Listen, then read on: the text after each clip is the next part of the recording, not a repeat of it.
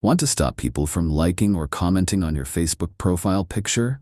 Whether you're aiming for more privacy or just don't want any reactions, this quick tutorial will walk you through how to disable likes and comments on your profile photo.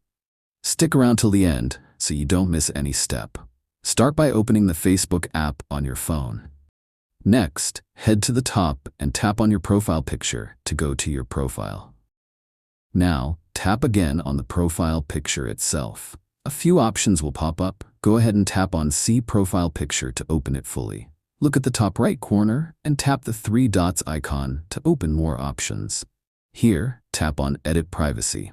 You'll now see a few privacy settings. What you want to do is change it to Only Me. At this point, if you haven't subscribed to our channel, click the subscribe button now so you don't miss future tech tips like this.